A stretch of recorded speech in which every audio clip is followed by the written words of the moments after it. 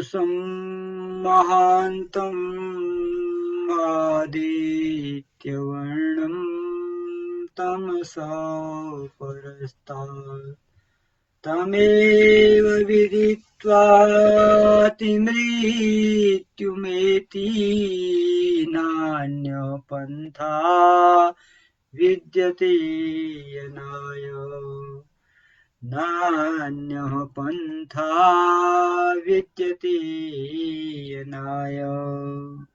धर्म प्रेमी सज्जनों, सादर नमस्ते। आज का विषय है मैं का अस्तित्व। युगों युगों से मनुष्य संसार में जन्म लेते हुए आ रहा है और अभी तक वह वास्तव में यह नहीं जान पा रहा है कि मेरा अस्तित्व क्या है।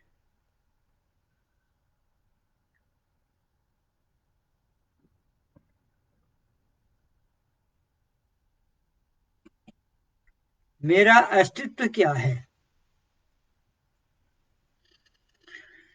इसलिए यह जानने के लिए बहुत जरूरी है कि मैं समझूं कि मेरा अस्तित्व क्या है, मैं वास्तव में हूं कौन।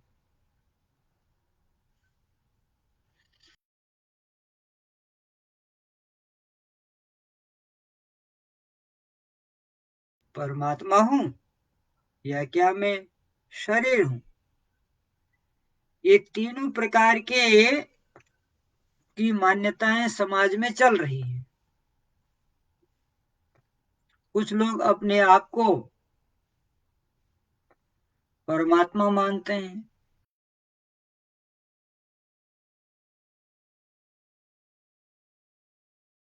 ही ब्रह्म हूं, दूसरा कोई नहीं है।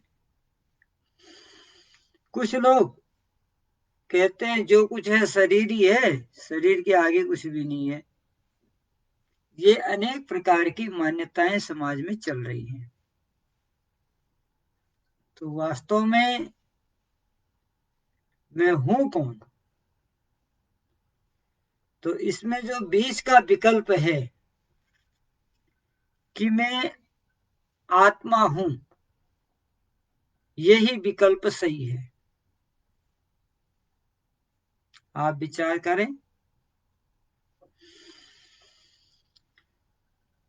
अगर मैं परमात्मा होता तो जो जो कार्य परमात्मा करता हूं मैं भी करता,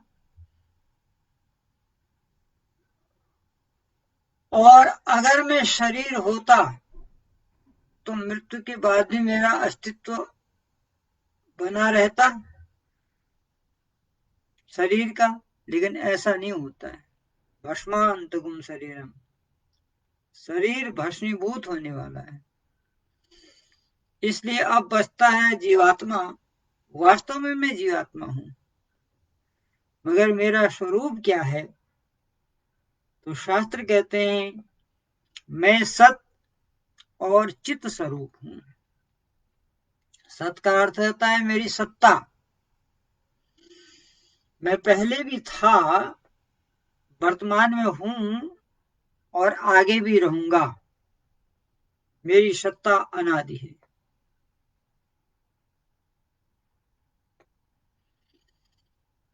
चित, मैं गतिवान हूं, मेरे में चैतन्यता है। मैं कर्मशील हूं, ये मेरा दूसरा स्वरूप है।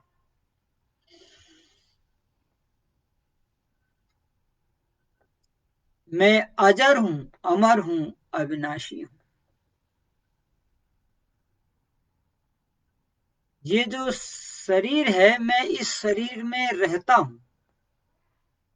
इस शरीर के हृदय में मेरा निवास है।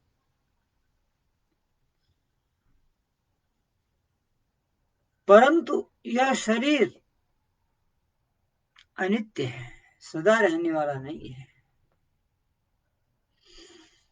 मैं न स्त्री हूं, न पुरुष हूं, न नपुंसक हूं।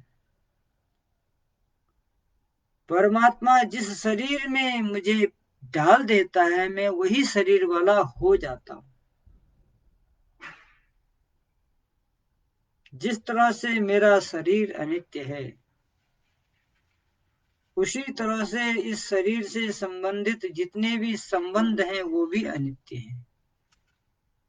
माता, पिता, पुत्र, पत्नी, मित्र, शिष्य, गुरु, ये सारे के सारे संबंध अनित्य हैं। मैं जिस शरीर, मन, इंद्रियां और बुद्धियों का प्रयोग करता हूं, मैं इनका निर्माता भी नहीं हूं। इस शरीर को बनाने वाला परमात्मा है, जो मेरे कर्मानुसार अनंत काल से मेरे लिए शरीरों को बना रहा है। मैं इस शरीर का भोक्ता हूं। शरीर रूपी साधन से मैं कार्य करता हूं, परंतु मैं इसका निर्माता नहीं। अनंत काल से परमपिता परमात्मा मेरे लिए शरीरों को बना रहा है। जिस प्रकार से हम जीवन भर अपने शरीर को कपड़े पहनाते रहते हैं, एक कपड़ा फटता है दूसरा बनाते हैं, दूसरा कपड़ा फटता है तीसरा बनाते हैं, कई प्रकार के वस्त्र हम इस शरीर को पहनाते हैं। इसी प्रकार से यह शरीर जीवात्मा का वस्त्र है और परमात्मा अनेक प्रकार के वस्त्र इस जीवात्मा को दे चुका है। शरीर रूपी, कभी हाथी, कभी घोड़ा, कभी बैल, कभी गधा, कभी कुत्ता, नाना प्रकार के पशु और पक्षियों के शरीर में मैं अपने कर्मानुसार जाता रहता हूं, परमात्मा मुझे भेजता है। परंतु मानव शरीर की कुछ और ही विशेषता है। मानव शरीर में आकर के हम इस रचना को बनाने वाली रचनाकार का ज्ञान प्राप्त कर सकते। मानव शरीर जो है, इसमें ये क्षमता है कि मैं प्रकृति को जान सकूं, आत्मा को जान सकूं और परमात्मा को जान सकूं। इसके लिए मुझे नित्य अभ्यास की आवश्यकता है। मैं प्रतिदिन अभ्यास करूं इस बात का कि मैं शरीर नहीं,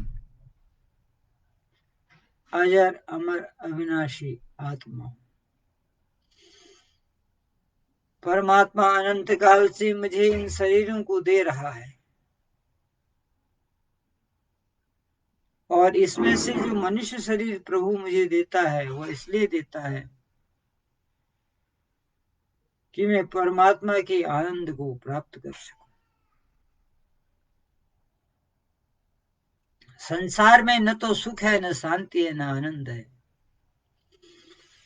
अगर संसार में कोई सुखी, शांत और आनंद से युक्त जीवन है तो वही है जिसने अपने आप को परमात्मा से जोड़ा है। संसार में केवल सुविधाएं हैं और सुविधाओं के साथ साथ अनेक प्रकार की दुविधाएं हैं। जब जब हम परमात्मा से संबंध छोड़ते हैं, संसार की सुविधाओं को सत्य मानकर उन्हें भोगते हैं, तो उसका परिणाम 3 रूप में दिखाई देता है: आदि दैविक संताप, आदि भौतिक संताप और आध्यात्मिक संताप। इन तीनों संतापों से बचने के लिए आवश्यक है कि मैं अपने आत्म स्वरूप को जानूं। यह संसार परमात्मा ने मुझे एक साधन के रूप में दिया है, जहां मैं त्याग पूर्वक अपने पिछले कृत कर्मों का भोग करूं और नए कर्म से मोक्ष की यात्रा करूं। इसलिए मोक्ष की यात्रा को सफल करने के लिए मुझे अपने संग्रह और संबंधों से उठना होगा। ये तमाम प्रकार के संग्रह और तमाम प्रकार के संबंध केवल शरीर से संबंध रखते हैं, आत्मा से इनका कोई संबंध नहीं। आत्मा का संबंध परमात्मा से है। जिस आनंद को पाकर आत्मा कृतकृत्य हो सकता है, वह आनंद प्रकृति की उपासना में नहीं है। वह आनंद तो परमात्मा की स्तुति प्रार्थना उपासना में है। आत्मा के द्वारा हम परमात्मा को जान सकते हैं। शरीर उसमें माध्यम है, साधन है, परंतु हम जड़ शरीर को ही चेतन मान करके इसके साथ व्यवहार करते हैं और अपना संपूर्ण जीवन शरीर के पालन पोषण में ही नष्ट कर देते हैं। शरीर के अंदर उपेक्षित आत्मा पुनः पशु योनियों में चली जाती है। पशु योनियों से बचाने का एक ही माध्यम है कि हम पहले आत्मा को तपस्वी, संयमी, जितेंद्रिय, ब्रह्मचारी, ज्ञानी, विज्ञानी, संत, महात्मा बनाएं और उसके उपरांत परमात्मा का चिंतन करें। तो हमारी ये जो देह की आसक्ति है, देह के संबंध हैं, देह से जो संबंध से संग्रह किए गए हैं, इन सभी को हमें उसी प्रकार से त्यागना होगा जिस प्रकार से सर्प अपनी केचुली को त्याग कर नया केचुली धारण कर खूब मस्तमय जीवन जीता है। ठीक उसी प्रकार से हमें भी इस शरीर रूपी आवरण को त्याग कर मन को परोपकार से युक्त कर, बुद्धि को ज्ञान से युक्त कर तथा आत्मा को ध्यान से युक्त कर परमात्मा का चिंतन करना चाहिए। तभी हम अपने मैं के इस वास्तविक अस्तित्व को समझ पाएंगे कि मैं शरीर नहीं, मैं मन नहीं, मैं बुद्धि नहीं, मैं सत और चित स्वरूप आत्मा हूं। अनंत काल से आनंद की खोज में हूं और आनंद का स्रोत संसार नहीं, परमात्मा है। उसके लिए मैं प्रतिदिन न्यून से न्यून 1 घंटा इस चीज का व्यवहारिक रूप पर अनुभव करूं कि वास्तव में मैं शरीर नहीं, मैं सच्चित स्वरूप आत्मा हूं। यह अनुभूति लंबे समय के होने के बाद ही स्थिर होगी और इस अनुभूति की स्थिर होते ही हमें प्रकृति के जो वास्तविक जड़ता का स्वरूप है उसका साक्षात्कार होगा। हम पृथक पृथक देख पाएंगे कि शरीर मरण धर्मा है, शरीर नाशवान है, शरीर परिवर्तनशील है, आयु शरीर की घटती और बढ़ती है, रोगी शरीर होता है, इसके अंदर रहने वाली आत्मा अजर, अमर, अविनाशी और शाश्वत है। आनंद के अभाव की पूर्ति करने के लिए इस शरीर में योग साधना करने के लिए आई है और योग से हम संसार से वियोग करते हैं और परमात्मा का साक्षात्कार करते हैं। हर जगह मौजूद है पर नजर आता नहीं, योग साधन के बिना